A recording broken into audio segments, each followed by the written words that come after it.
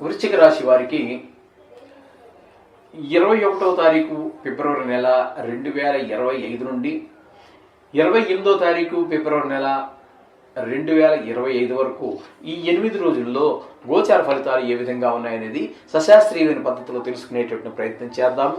వృశ్చిక రాశి వారికి చతుర్థంలో బుధ, రవి, శని మూడు గ్రహాలు బుధ, రవి, శని 3 గ్రహాల యొక్క సంచారం జరుగుతోందండి.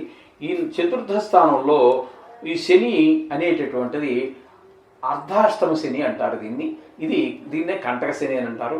కొంచెం ఇబ్బందులు పాలు చేసేట అంటే ఎక్కువగా ఇబ్బంది పెట్టేటటువంటి 5 రాశుల్లో బాగా ఇబ్బంది పెడుతూ ఉంటుంది. 3 రాశులు అనుకూలంగా ఉంటాయి, 5 రాశులు ఎక్కువ ఇబ్బంది పెడతాయి, 4 రాశులు కొంచెం అట్లా పెద్ద ఇబ్బంది లేకుండా కొంచెం స్తబ్దుగా ఉన్నట్టుగా ఉంటుంది.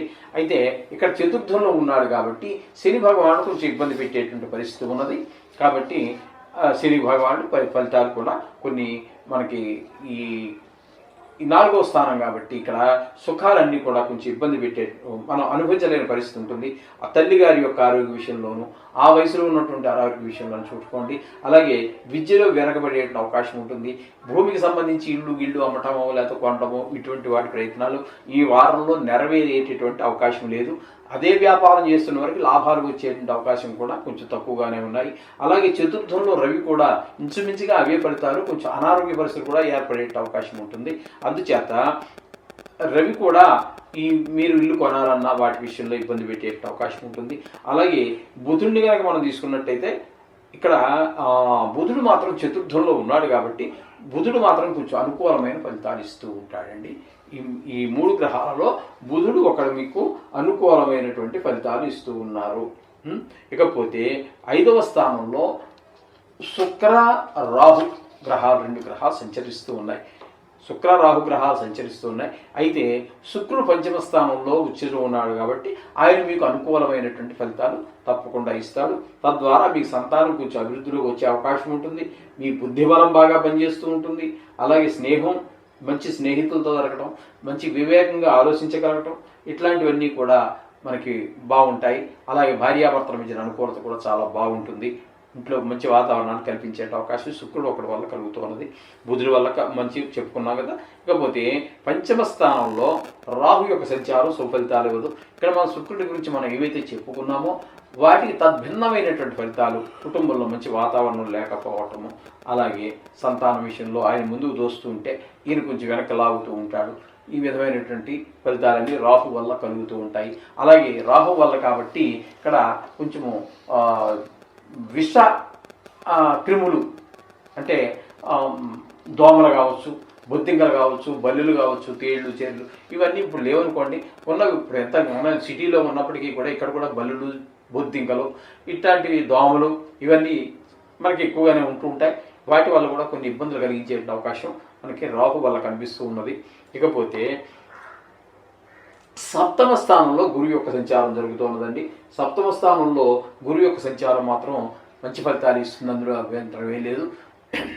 ఇంకా వివాహ ప్రయత్నాలు చేస్తున్నటువంటి వారికి మంచి అనుకూలమైనటువంటి ప్రదేశం, మంచి సంబంధం రావటమో, వాళ్ళు లేకపోతే అమ్మాయి నచ్చిందని అబ్బాయి వాళ్ళు చెప్పటమో, ఆ అబ్బాయి నచ్చాడని చెప్పేసి అమ్మాయి వాళ్ళు చెప్పటమో, అలాగే మాట్లాడుకోవటము, అంటే పెళ్లి సంబంధాలు ఇచ్చి తాంబూలాలు ఇచ్చి పుచ్చుకోవటము, లేకపోతే కొంతమందికి పెళ్లి జరగటమో ఇవన్నీ జరిగే అవకాశం ఈ వారం 10 రోజుల్లో మనకి ఇక్కడ స్పష్టంగా గురువు యొక్క సంచారం వల్ల కనబడుతోంది.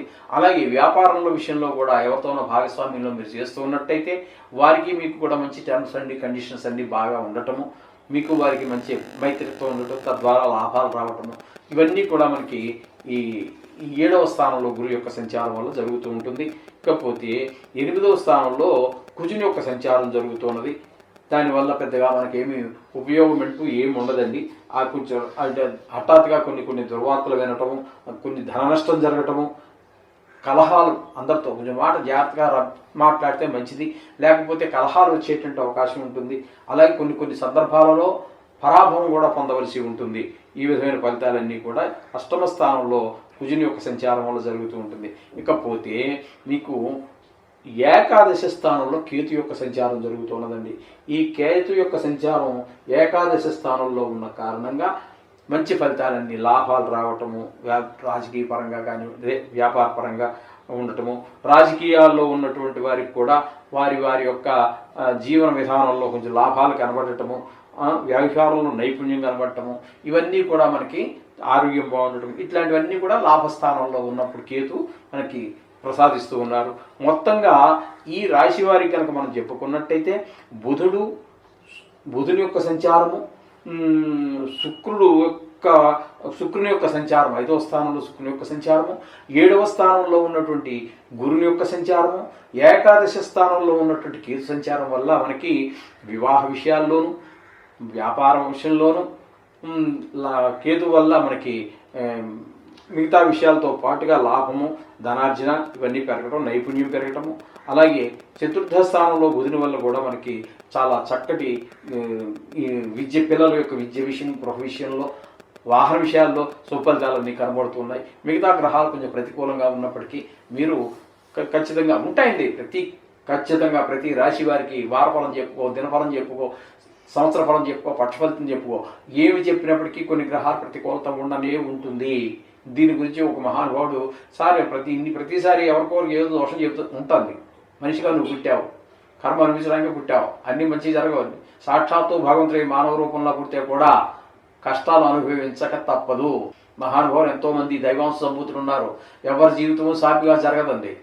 అర్థమైంది. ఇంతవరకు దేవుడు కాదు కదా, భూమి మీద పుట్టిన వారికి, ఎవరికి మనిషిగా పుట్టిన వారికి సుఖం కొంతవరకు ఉంటుంది.